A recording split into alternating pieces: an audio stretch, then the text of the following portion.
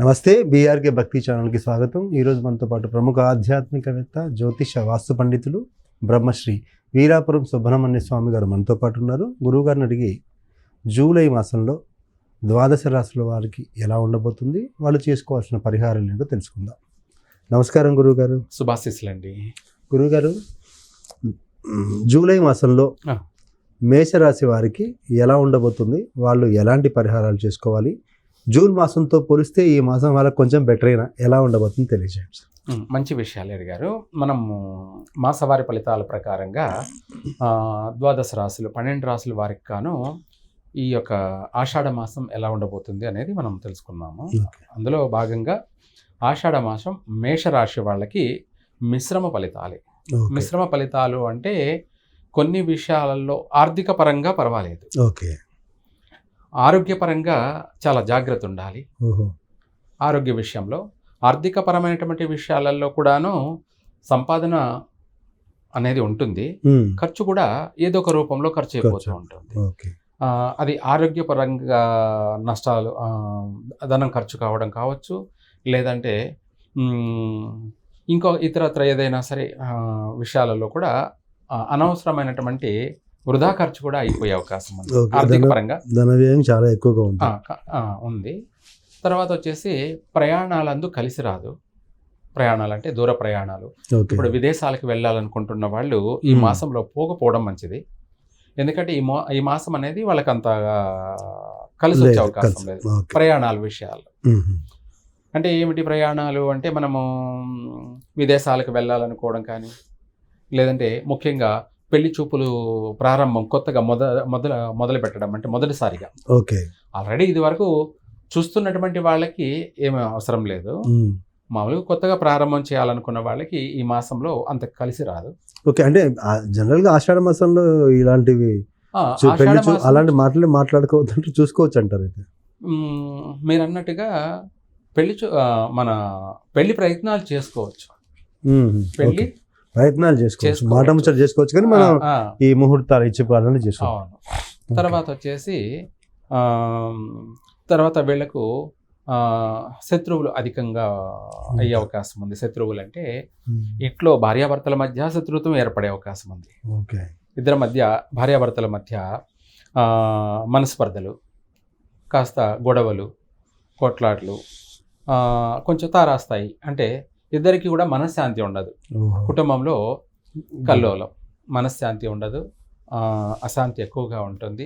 ఇద్దరి మధ్య చీటికి మాటికి తగవులు పడుకోవడం, గొడవలు పడుకోవడం, చిన్న విషయాలకి అంటే చీటికి మాటికి అంటే ఇంకా అర్థమై ప్రతి విషయానికి కూడా ఇలాంటి సమస్యలు ఉన్నాయి. అయితే ఇటువంటి సమస్యను మనము రాకుండా ముందే బాగుండడం కోసం వీలైనంత వరకు ఈ రాశి వాళ్ళు అమ్మవారిని కానీ, లేదంటే సుబ్రహ్మణ్య స్వామిని కానీ, లేదా అందరికీ అందుబాటులో నాగదేవతలు కూడా ఉంటారు కాబట్టి వాళ్లకు ప్రదక్షిణ చేయడము, వాళ్ళకు సంబంధించి అక్కడ దీపారాధన చేయడము, లేదా పసుపు నీళ్లు పుట్ట చుట్టూ ఓ బిందెడు చెమ్ముడు తీసుకువెళ్ళి పుట్ట చుట్టూ తిప్పడము, ఇలాంటివి చేస్తుంటే భార్యాభర్తల మధ్య రాబోయేటువంటి పెద్ద సమస్యలన్నీ కూడా వైదొలిగిపోతాయి. పెద్ద సమస్యలు అంటే ఏంటి? విడిపోయే అంతటి సమస్యలు, లేదంటే ఇద్దరి మధ్య పెద్ద పెద్ద గొడవలు అనేటివి రాకుండానే చిన్న చిన్న గిల్లి కజాలతోనే ఇది సరిపోతుంది. ఉద్యోగస్తుల విషయాల్లోకి వచ్చేటప్పటికి వీళ్లకు చేసేటువంటి జాబ్ చేసే చోట కావచ్చు, లేదంటే వీళ్ళే సొంతంగా ఏదన్నా వ్యాపారం కంపెనీలు నడిపిస్తూ ఉండొచ్చు. అటువంటి వాళ్ళకి ఏంటంటే అధికంగా సమస్యలు ఏర్పడే అవకాశం ఉంది. ఆ సమస్యలు ఏమిటంటే, ఇప్పుడు మనము జాబ్ చేస్తున్నారనుకుందాం, ఆ చేసే చోట చుట్టుపక్కల తోటి ఉద్యోగస్తులతోటి మనస్పర్ధలు, అలాగే అధికారుల వల్ల వీళ్ళకు మాటలు, నిందలు, పట్టింపులు, ఈ సమస్యలు అధికంగా వచ్చే అవకాశం ఉంది. చేయని దానికి కూడా సంజాయిషి చెప్పుకోవాల్సిన పరిస్థితి ఏర్పడే అవకాశం ఉంది. అంటే వీళ్ళు చేయని పనికి కూడా ఇంకా సంజాయిషి సమాధానం చెప్పుకోవాల్సిన పరిస్థితి ఉంది. నరదృష్టి ఎక్కువగానే ఉంది, అధికంగానే ఉంది. దానికోసం ఆ నరదృష్టి అధికంగా ఉంది అని భయపడాల్సిన అవసరం లేదు. మనము కాటుక ఉంటుంది కదా, ఆ కాటుకని అరచేతిలో కానీ లేదంటే అరికాలులో కానీ, అక్కడ కాకపోతే పునికిన పెట్టుకోవచ్చు. ఇక్కడ తల పునికిన పెట్టుకున్నట్టు అయితే, రెండవది ఏలేనాటి కూడా నడుస్తుంది. కాబట్టి వీటన్నిటిని మనం ఉపశమనము అంటే తీవ్రమైనటువంటి నష్టాలకు గురి కాకుండా, తీవ్రమైనటువంటి కష్టాలు పాలు కాకుండా మనం అన్నిటి నుంచి తప్పించుకొని తిరుగువాడుదనేడు సుమి అన్నట్టుగా ప్రతి విషయంలో మనము కాస్త జాగ్రత్తగా ఉంటాము, బాగుంటాము. అలా చేసుకుంటే అది మంచి రెమెడీ అన్నమాట. చక్కని అంటే ఖర్చు లేని రెమెడీ అన్నమాట. ఓకే, మీరు ఇచ్చేవన్నీ దాదాపుగా ఖర్చు తక్కువైనా ఫలితం ఎక్కువగా ఉండేది. అలాగే రాజకీయ రంగంలో ఉన్న వారికి ఎలా ఉండబోతుంది? వాళ్ళకి అవమానాలు ఎక్కువగా ఉన్నాయి. రాజకీయ నాయకులకి గొడవలు, కొట్లాట్లు, కోర్టు వ్యవహారాల దాకా వెళ్ళే అటువంటి సమస్యలు అధికంగా ఉన్నాయి. ఇలా కొన్ని తీవ్రమైనటువంటి నష్టాలు కలగజేసే అవకాశం ఉంది. అందరితో మాటలు పడే అవకాశము ఉంది. ఇబ్బందులు ఎదుర్కోవాల్సిన పరిస్థితి ఉంది. కాబట్టి ఏది ఏమైనా కూడా చాలా జాగ్రత్తగా ఉండడం మంచిది. వాహన ప్రమాదాలు కూడా సంభవించే అవకాశము ఉంది. ఈ మాసంలో ఎవరన్నా కొత్తగా వాహనాలు కొనాలనుకుంటే మాత్రం ఈ నెలలో కొనకపోవడం చాలా మంచిది.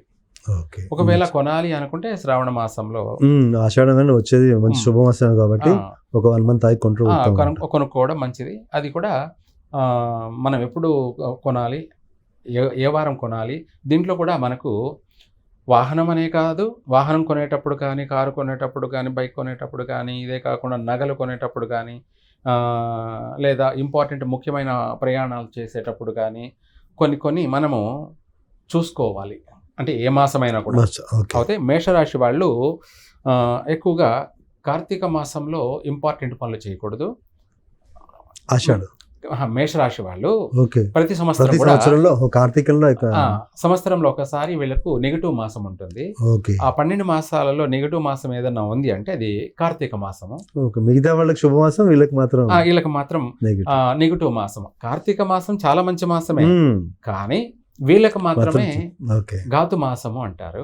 అలాగే వారాలలో చూసుకునేటప్పటికీ ఇంపార్టెంట్గా మేషరాశి వాళ్ళు ఆదివారము ఇంపార్టెంట్ పనులు చేయకూడదు. అంటే కారు కొనడము, ఏదన్నా వస్తువులు కొనడము, లేదంటే దూర ప్రయాణాలు ఆ రోజు చేయడము కలిసి రావన్నమాట. మనము గతంలో అంటే ప్రతి సంవత్సరం కూడా అబ్జర్వేషన్ చేస్తే, గమనిస్తే ఈ కార్తీక మాసంలో కానీ లేదంటే ఆదివారం చేసిన ఇది కానీ, వాటితో పాటు పాడ్యమి, అలాగే షష్ఠి, ఏకాదశి ఈ తిథుల్లో కూడా చేసిన వాళ్ళు నష్టాలు జరిగే ఉంటాయి. అంటే మనం గతంలో భవిష్యత్తులో వాళ్ళ చేసినటువంటి పనులు కానీ ఏదైనా సరే నష్టాలు కలిగాయి, వాటిల్లాయి అంటే వాటి మనం అబ్జర్వేషన్ చేసుకుంటే తెలిసిపోతుంది. అందుకనేసి అయితే వీళ్ళు ఇంకా మరిన్ని మెరుగైన ఫలితాలు కలగాలంటే ఏ దైవాన్ని ఆరాధించాలి? మంచి విషయమే అడిగారు. వీళ్లకు ఇప్పుడు ఈ ఏలేనాటి ప్రభావాన్ని నివృత్తి చేసుకోవడానికి, అలాగే ఆరోగ్యపరంగాను బాగుండడానికి ఒక మాటలు చెప్పాలంటే వాళ్ళు మనశ్శాంతి, ప్రశాంతత పొందుతూ స్థిరపడడానికి ఏం చేయాలంటే బియ్యం తీసుకొని ఓ పిరికిడు, అందులో చక్కెర కూడా కలిపి, చక్కెర బియ్యం 2 కలిపి మన తల నుంచి 3 సార్లు ఇలా తిప్పి 2 సార్లు రివర్స్ తిప్పి పైనుంచి కిందికి 3 సార్లు దిగదీసి ఆ బియ్యము చక్కెరని నల్ల చీమలకు దానం చేస్తే ఆహారంగా అవి అమృతమాల తింటాయి. ఏవి? నల్ల చీమలు చక్కెరని, బియ్యాన్ని కూడా తినేస్తాయి.